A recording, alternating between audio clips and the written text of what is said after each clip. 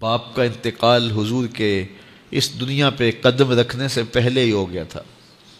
ابھی شکم مادر میں تھے کہ حضرت عبداللہ کا انتقال ہو جاتا ہے. در یتیم پیدا ہوئے ہیں.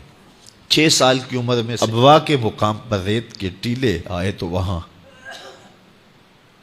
سیدہ آمنہ کی طبیعت خراب ہو گئی. اور پھر لمحے بھی زندگی کے آخری ہیں. سیدہ آمنہ نے محسوس کر لیا کہ یہ میری آخری سانسیں ہیں. سیدہ پاک نے حضور کے سر پہ ہاتھ رکھا اور روتے ہوئے کہا کہ بیٹا، ہر نئی چیز نے پرانا ہو جانا ہے، ہر باقی نے فنا ہو جانا ہے. میں بھی جا رہی ہوں. وَذِكْرَ باق وَوَلَدْتُ طُهْرًا، لیکن میرا ذکر نہیں مٹے گا، اس لیے کہ تیرے جیسا ستھرا بیٹا چھوڑ کے جا رہے ہیں. یہ آخری لفظ تھے سیدہ پاک کے کہ سیدہ آمنہ سلام اللہ علیہا کا انتقال ہو گیا.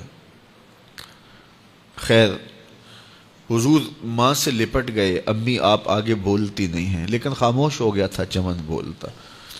حضور نے وہیں پھر اپنی ماں کی تدفین کی. تدفین کے بعد ام ایمن کے ساتھ سواری پر بیٹھ جاتے ہیں اور چمٹ جاتے ہیں ام ایمن کے ساتھ، اور وہ جا کے حضرت عبد المطلب کے سپرد کر دیتی ہیں.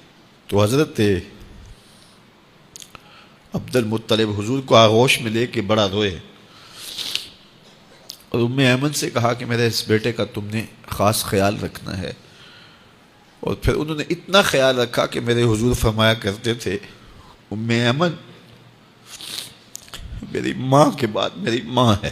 2 سال کے بعد حضرت عبد المطلب کا بھی انتقال ہو گیا. ابن حشام کے یہ لفظ سینہ چیرتے ہیں کہ جب امیر قریش کا جنازہ اٹھا تو سارا مکہ جنازے کے لیے امڑ آیا، لیکن لوگوں نے 8 سال کے ایک بچے کو دیکھا جو دیواروں سے لپٹ لپٹ کے رو رہا تھا. آج یہ سہارا بھی چھن گیا تھا. پھر چچا کی کفالت میں آئے. پھر ایک وقت آیا کہ وہ بھی اس دنیا کو چھوڑ گئے، اور اسی سال حضور کی اہلیہ کا انتقال بھی ہوا، اور اس سال کا نام عام الحزن، دکھوں کا سال رکھا.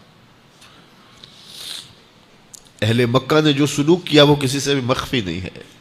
پتھر مارے، گڑھے کھودے، کانٹے بچھائے، اجریاں ڈالی، اپنے گھروں کے کوڑے لا کے حضور کے گھر کے سامنے رکھ دیے.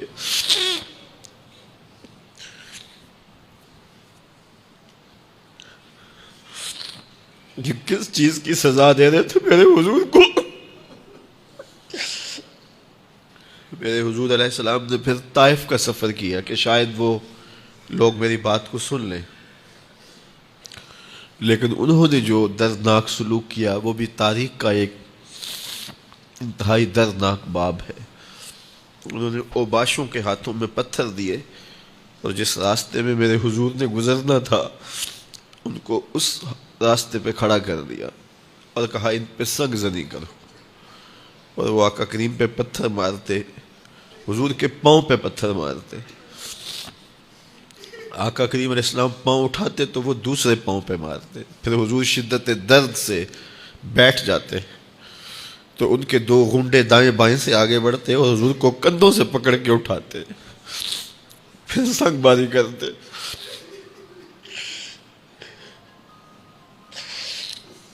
نالین حضور کے خون سے بھر گئے. عذاب کے فرشتے حضور کے پاس آئے کہ اگر آپ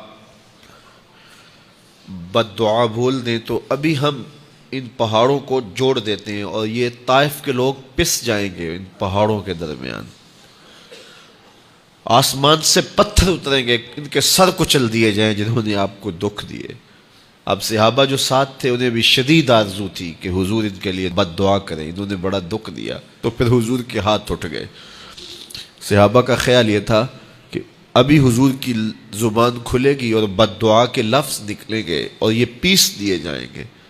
لیکن جب وہ لب کھلے، وہ پتلی پتلی گلے قدس کی پتیاں، وہ لب ہائے دور جب کھلے تو لفظ کیا تھے؟ اے اللہ میری قوم کو ہدایت دے دے، یہ مجھے جانتی نہیں.